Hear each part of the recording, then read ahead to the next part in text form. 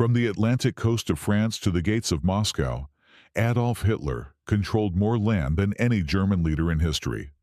Entire nations had fallen in months. Armies had been crushed in weeks. And yet, behind the illusion of unstoppable power, a silent crisis was already growing. Germany was running out of oil. Tanks don't move without fuel. Aircraft don't fly without it. Modern war, the kind Hitler had perfected, depended not on courage or numbers, but on supply. And supply was beginning to fail. The oil fields of Romania were no longer enough. Synthetic fuel plants were struggling. Every new offensive brought the same question. How much farther could they go before everything stopped?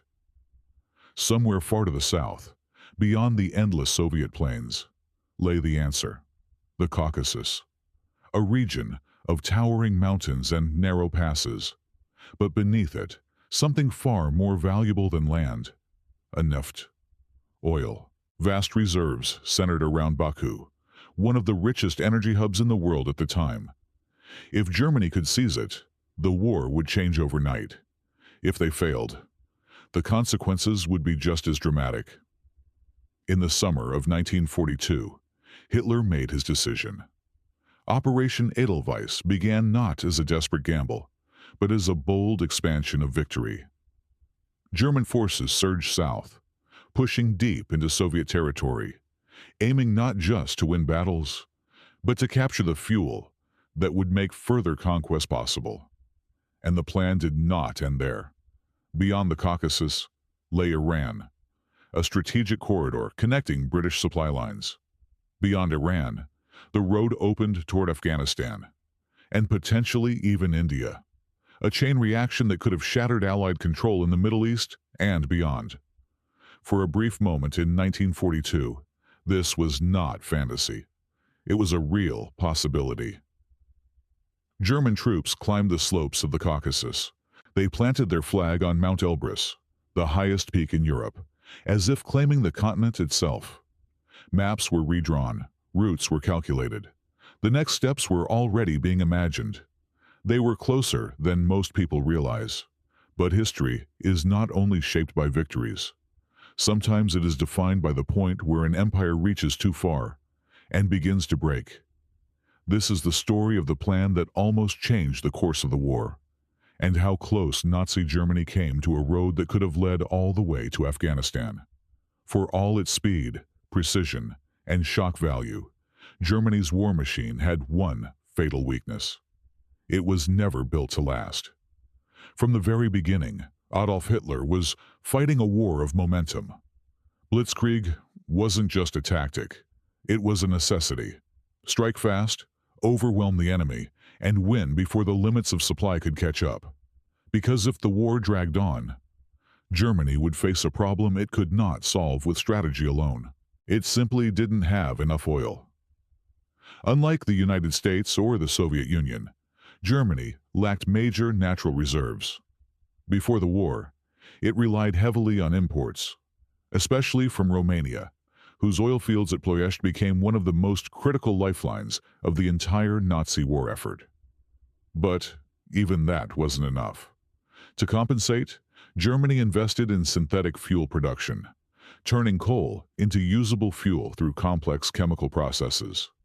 It worked, but it was expensive, inefficient, and nowhere near sufficient for a global war. And by 1941, the illusion began to crack.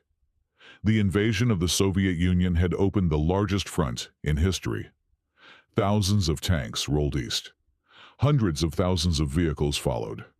The Luftwaffe dominated the skies, but every sortie burned fuel Germany couldn't easily replace. Supply lines stretched for hundreds, then thousands of kilometers. What had once been a fast, decisive war was turning into something much slower and much more dangerous.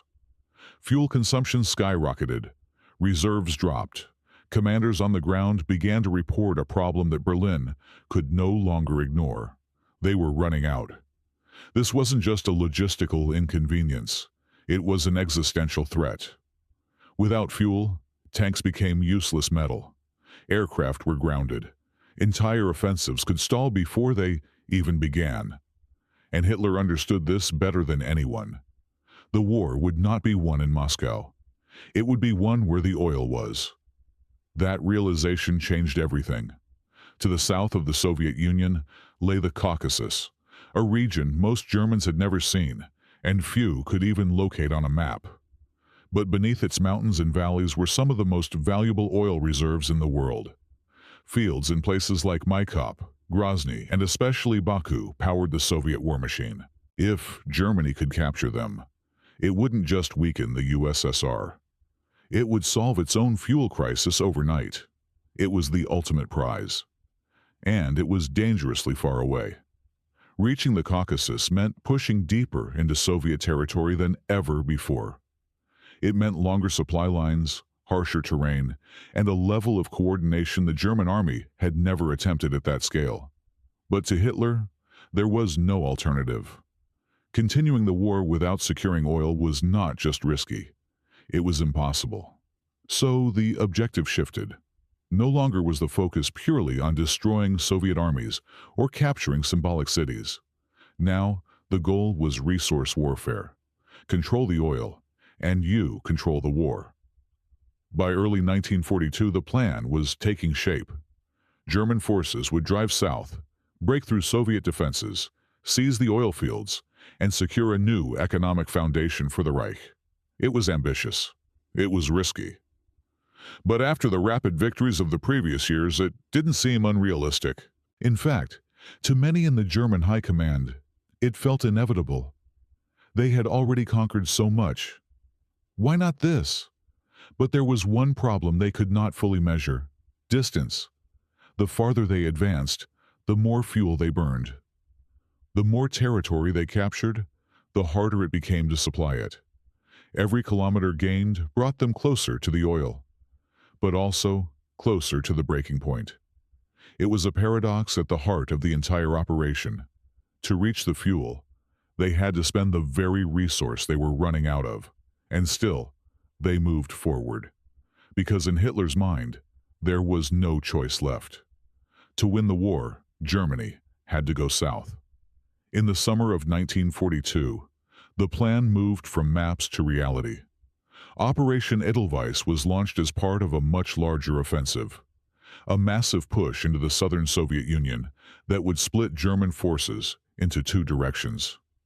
One would move toward the Volga River and the city of Stalingrad. The other would turn south, toward the Caucasus and its oil. It was one of the boldest decisions of the entire war, and one of the most dangerous. German Army Group South was divided into two separate formations. Army Group A, tasked with driving deep into the Caucasus, and Army Group B, assigned to secure the flank near the Volga. On paper, it looked like a perfect strategy: seize the oil while protecting the advance. In reality, it meant splitting forces across vast distances, weakening both directions at once. But at first, none of that seemed to matter. The offensive began with speed, the same speed that had defined Germany's early victories. Soviet defenses in the south, already strained from months of fighting, began to collapse under the pressure. German armored units surged forward, covering ground at a pace that seemed almost unreal. Cities fell. Roads opened. The path to the Caucasus appeared wide open.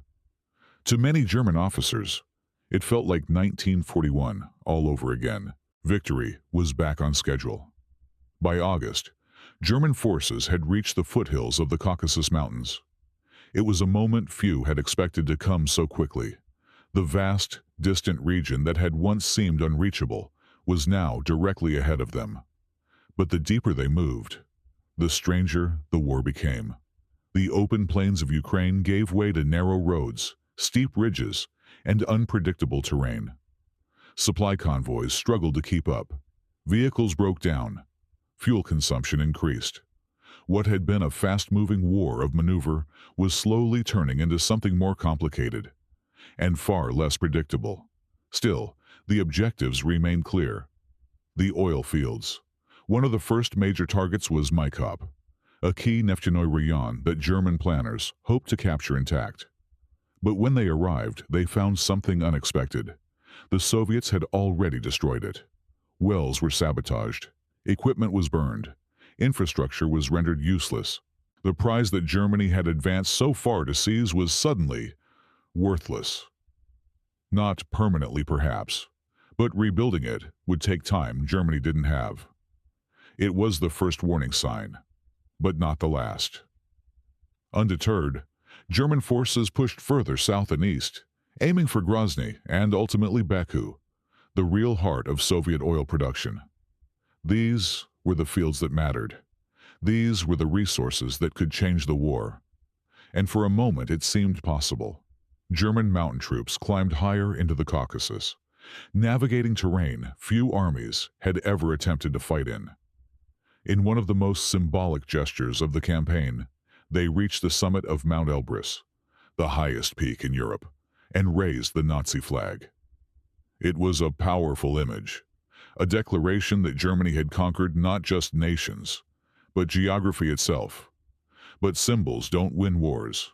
While elite units climbed mountains and posed for photographs, the reality on the ground was becoming increasingly fragile. Supply lines stretched thinner with every kilometer.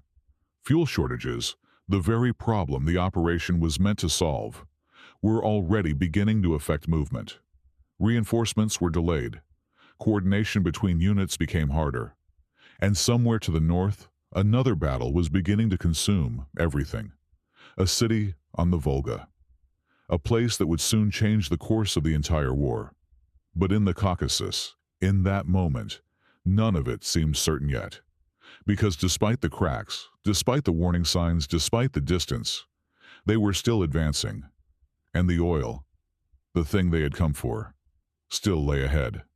By late summer 1942, the German advance into the Caucasus was no longer just a military operation.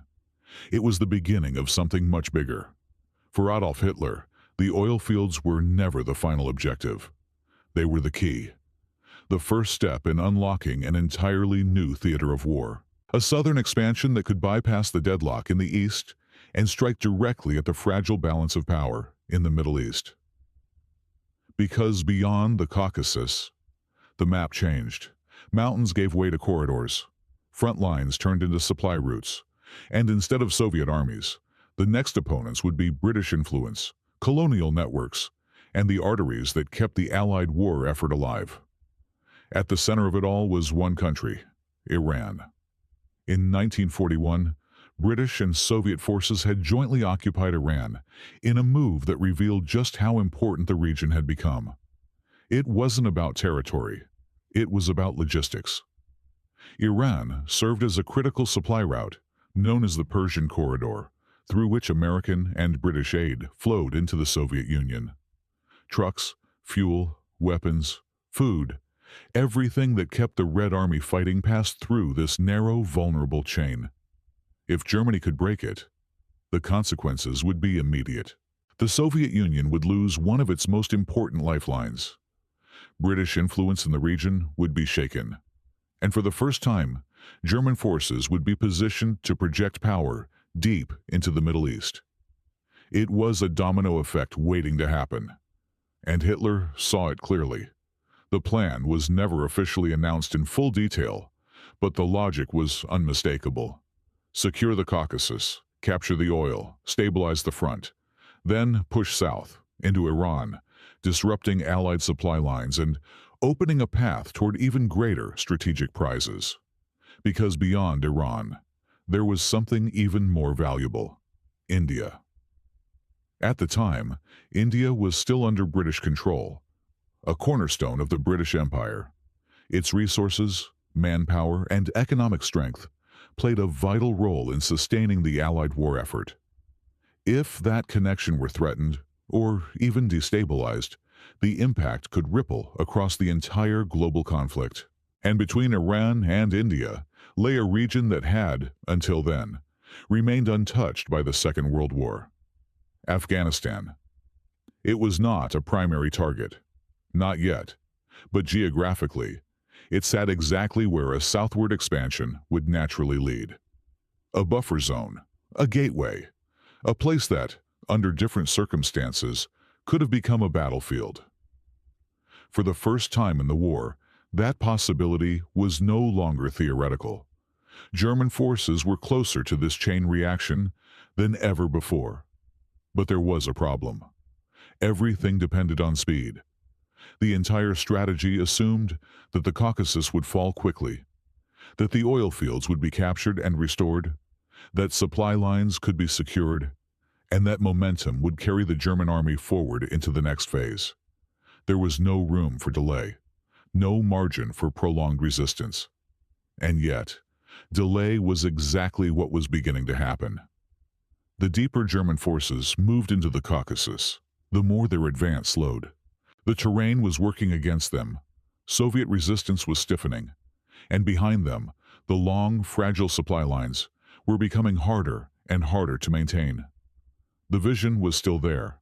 A German advance into the Middle East, a disruption of Allied supply chains, a potential shift in the balance of the entire war. It was all still possible, but it was slipping further away with every passing day. Because while the road beyond the Caucasus remained open on the map, in reality, it was beginning to close. While German troops pushed deeper into the Caucasus, another war was already unfolding. Quieter, less visible, but just as critical. A war for the Middle East. It didn't begin in 1942. It had started earlier, in 1941, when British forces, together with the Soviet Union, moved into Iran to secure its infrastructure. Officially, it was a defensive action. In reality, it was a preemptive strike to protect one of the most important logistical lifelines of the entire war, the Persian Corridor. Through this narrow route, stretching from the Persian Gulf to the Soviet border, flowed the material that kept the Eastern Front alive. American trucks, British equipment, fuel, food, ammunition. All of it moved through Iran, bypassing the dangerous Arctic convoys and the contested routes in Europe. It was a fragile system, but it worked, and that made it a target. For Germany, this wasn't just about cutting supply lines. It was about collapsing the structure that held the Allied war effort together. If the flow through Iran could be disrupted, or worse, captured, the Soviet Union would lose a crucial source of support. British influence in the region would weaken, and the balance of power in the Middle East could shift almost overnight. This was the war behind the war, because the Middle East was not just a corridor, it was a reservoir. Oil fields across the region, from Iran to Iraq, were among the most valuable in the world. They fueled ships, planes, and entire armies. For the British Empire, access to this energy was non-negotiable. Lose it, and the consequences would be immediate, not just on the battlefield, but across the entire global system they depended on. And Germany knew it. Long before Operation Edelweiss began, German intelligence and diplomacy had already been active in the region. There had been attempts to build influence, to encourage uprisings against British control, to weaken the Allied presence from within. In Iraq, a pro-Axis government briefly took power in 1941, before being crushed by British intervention. In Iran, political tensions were carefully monitored. Across the region, the ground was unstable. All it needed was pressure, and that pressure was now coming from the north. If German forces broke through the Caucasus, they wouldn't just be approaching oil fields. They would be approaching the entire structure of Allied logistics in the Middle East. A successful advance could trigger unrest, disrupt control, and force the British to defend multiple fronts at once. For the first time, the Middle East was not just a supporting theater. It was becoming a potential front line. But the Allies were not blind to the danger. British commanders understood exactly what was at stake. Reinforcements were positioned. Defensive plans were updated.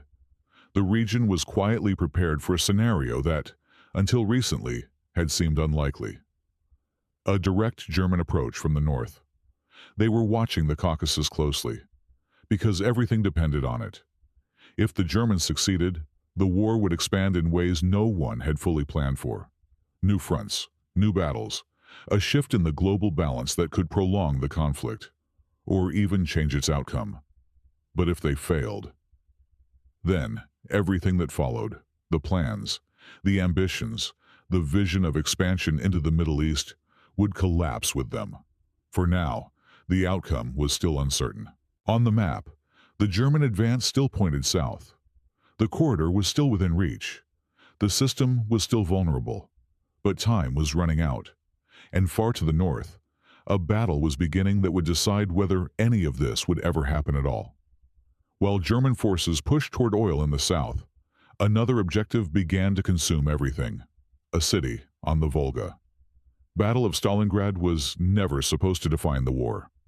At first, it was just another strategic target, a major industrial center, a transport hub, a symbolic blow against the Soviet Union. Capturing it would secure the German flank as the main thrust moved into the Caucasus. That was the plan. But plans have a way of changing once the fighting begins. As German forces approached Stalingrad in late summer 1942, resistance intensified. What should have been a rapid capture turned into something far more brutal. Street by street, building by building. Every advance came at a cost. Every gain was temporary. The city refused to fall. And the longer the battle lasted, the more it began to drain resources from everything else, including the advance in the Caucasus.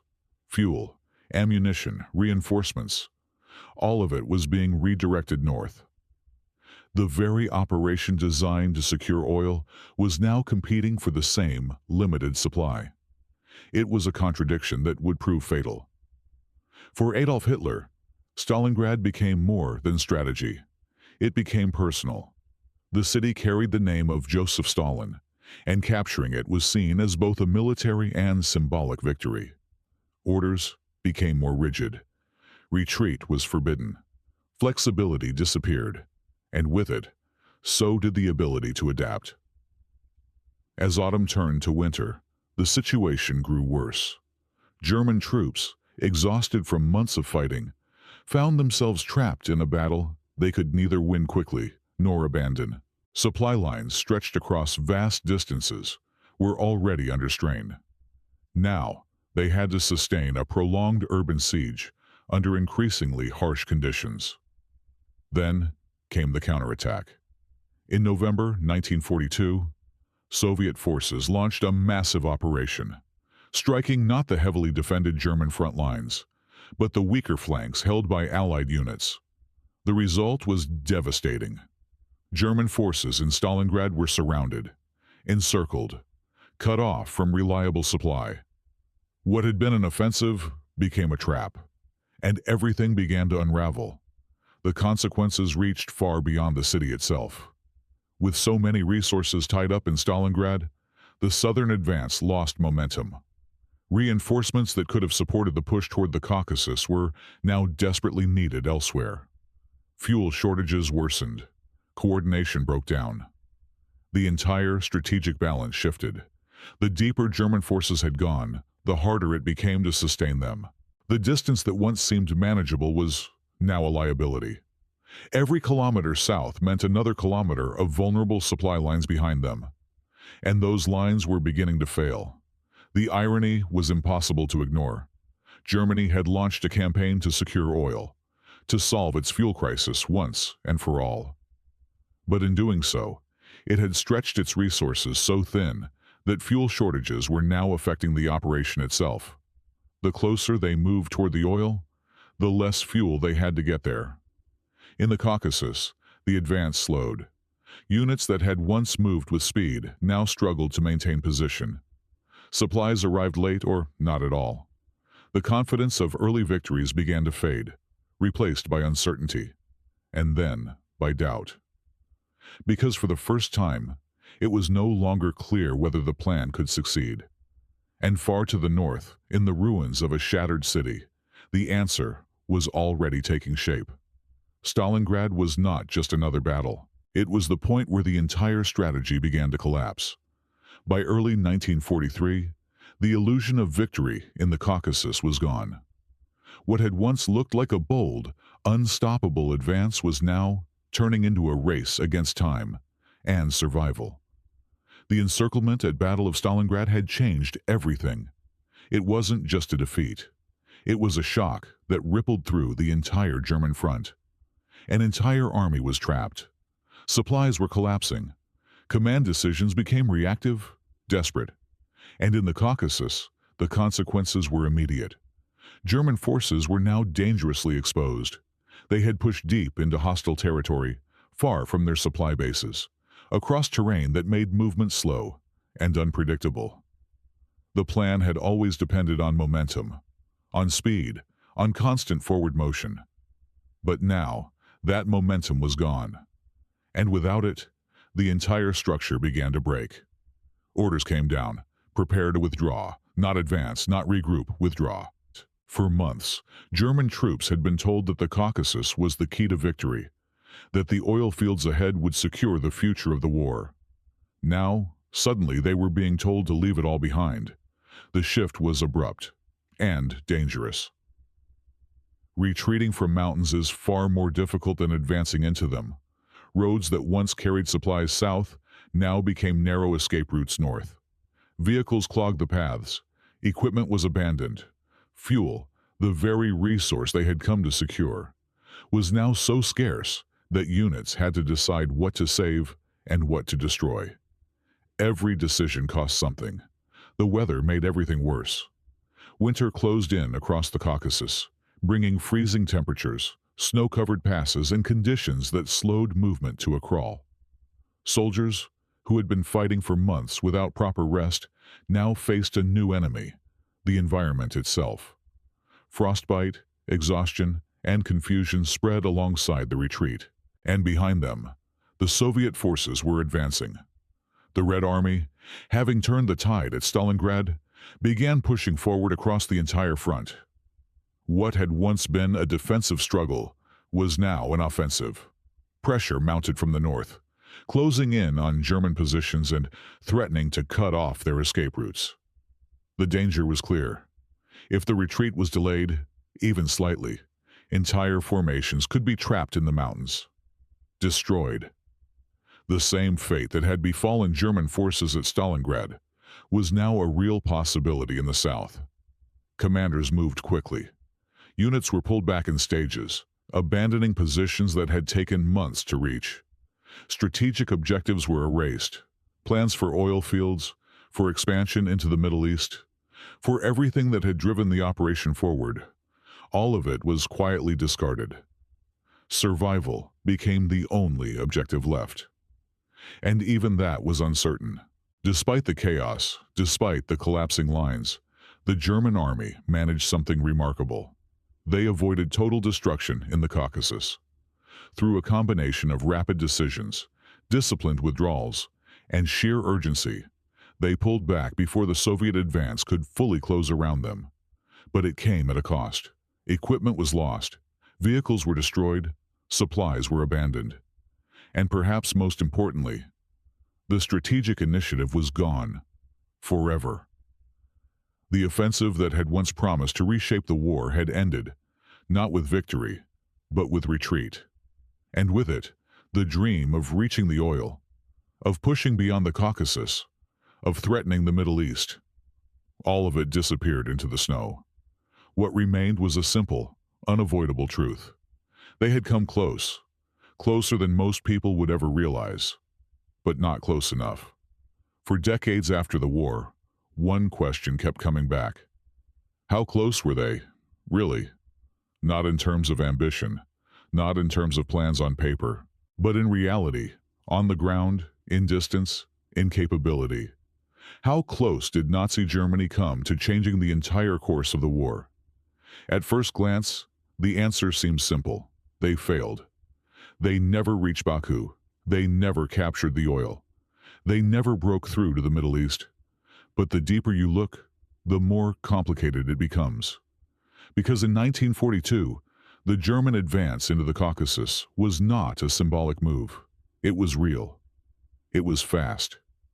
And for a brief moment, It brought them closer to their objective than most people realize. German forces reached the northern foothills of the Caucasus with surprising speed. They captured key positions, pushed through difficult terrain, and established a presence deep in a region that had once seemed unreachable. The distance between them and the main oil fields was shrinking. But distance alone doesn't tell the whole story, because every kilometer forward came with a cost. Supply lines stretched across hundreds, then thousands of kilometers. Fuel consumption increased as terrain became more difficult. Roads were limited. Rail networks were damaged or incomplete. And the further south the Germans moved, the harder it became to sustain even the most basic operations. The numbers began to work against them.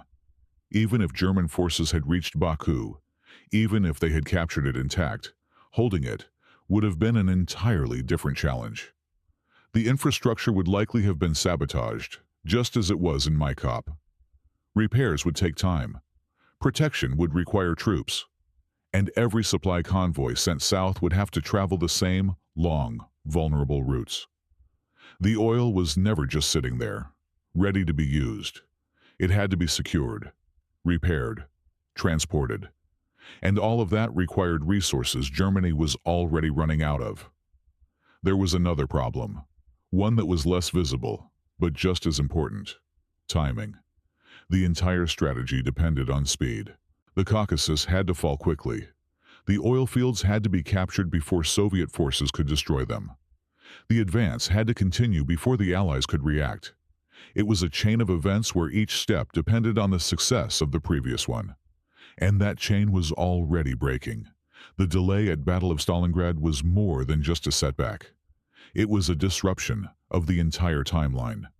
Resources were diverted, momentum was lost, and the window of opportunity began to close. Even without Stalingrad, the operation was fragile.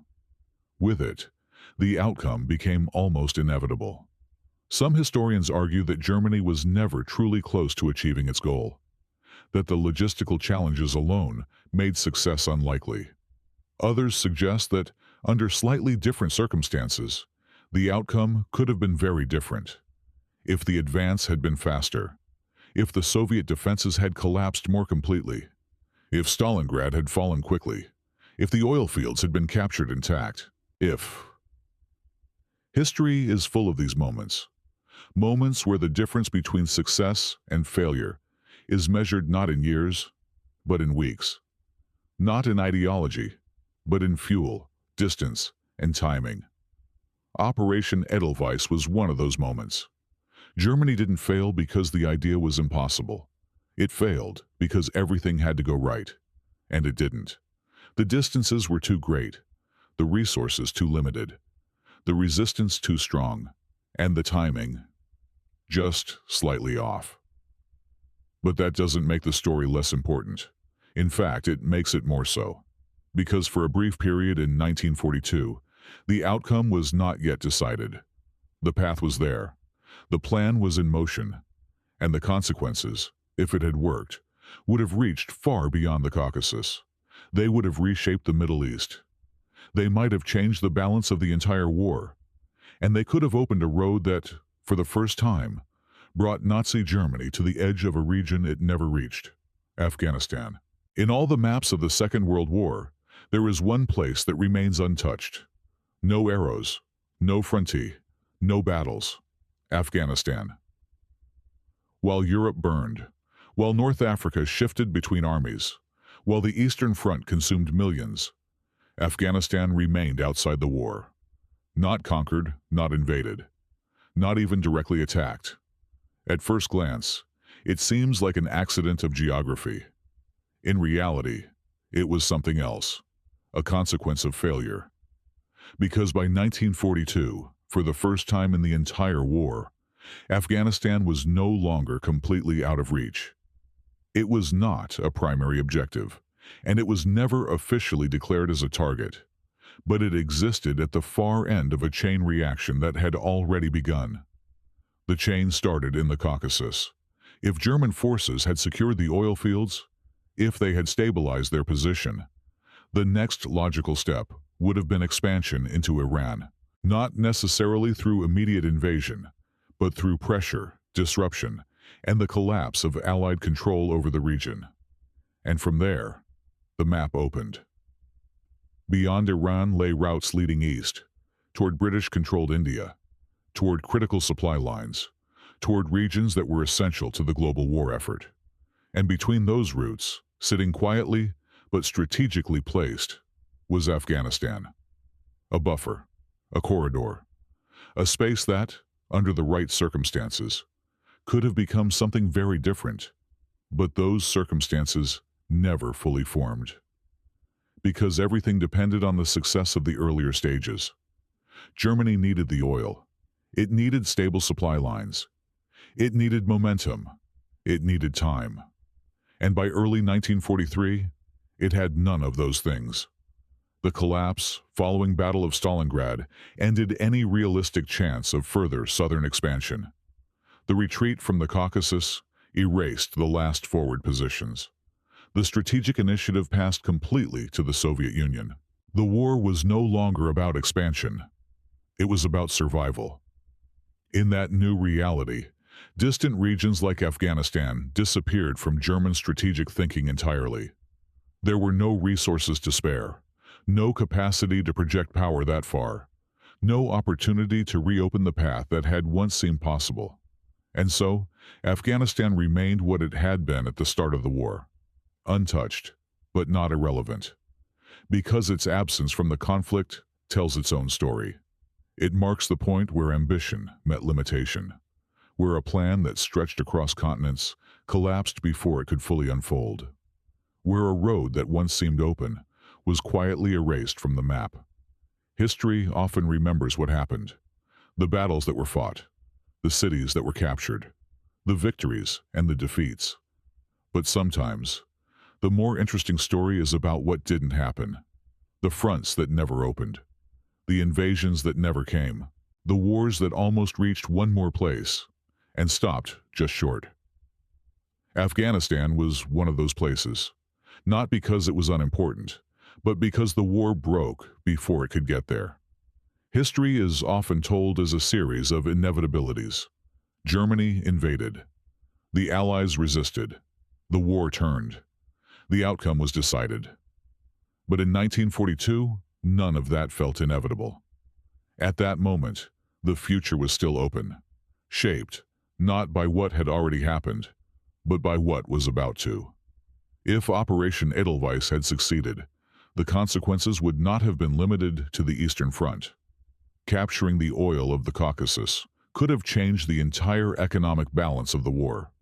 German forces, no longer constrained by fuel shortages, might have sustained longer offensives, supported larger operations, and delayed the collapse that would eventually come. If the advance had continued south, the Middle East could have become a new center of conflict. Supply routes through Iran might have been disrupted.